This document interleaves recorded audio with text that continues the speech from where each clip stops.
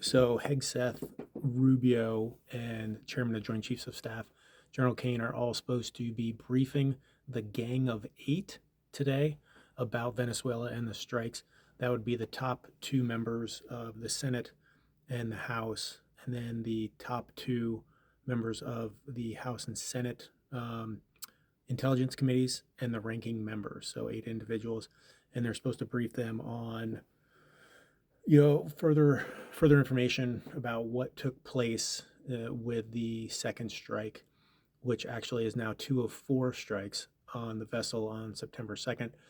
There's more coming out about the briefing that General Bradley gave on Thursday, the classified briefing, where he said the instructions were to kill everybody on a designated target list, and that all individuals, all 11 individuals on the September 2nd vessel, were part of a target list. So his main orders were to kill all of those individuals who were part of a designated terrorist organization and all identified as such, and then to sink the boat and the drugs. So now that story is changing a little bit as well. Whenever he was asked about, a kill them all order, he referenced that and that he was instructed to kill the 11 members of the that were on the designated target list, which apparently is being they're trying to hide it under a designated terrorist organization, cover that they are valid targets somehow as they're out on the boat. So the whole thing about, just trying to destroy the boats and trying to destroy the cocaine, now that is becoming like, well, they were actually going after the individuals themselves.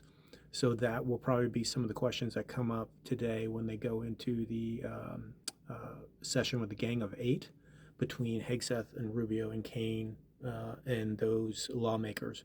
So we'll see what happens there. But all of this stuff is starting to dribble out, and it just gets more confusing and seems to fall into the bullshit realm a little bit more as this takes place. Interestingly enough, that in the budget, the defense budget that is coming up, they have inserted a clause that is restricting Hegseth's use of his travel budget until he releases the second video, because he's been kind of hem-hawing about, well, I've got to protect sources now. Don't mind that signal chat where I was putting air crews at risk, but I've got to protect sources now, and so maybe I won't release the second video. And so now Congress is putting it into the budget that until you do, your travel budget is restricted. So that's good. A little bit of accountability, a little bit of pressure, which I did not expect from them to do. So I'm happy with that. And let's keep that going. It'll be interesting to see what comes out of this meeting, how they talk themselves in circles again about what is real and what isn't, and what was then and what was now. All this bullshit will continue as pressure continues to mount on him. Again, really looking forward to Admiral Halsey testifying, and that maybe that won't be until January after he steps down, but it would be great to have him up sooner. We'll see. Yeah, there's an update on Venezuela and Hegseth's bullshit. Thanks.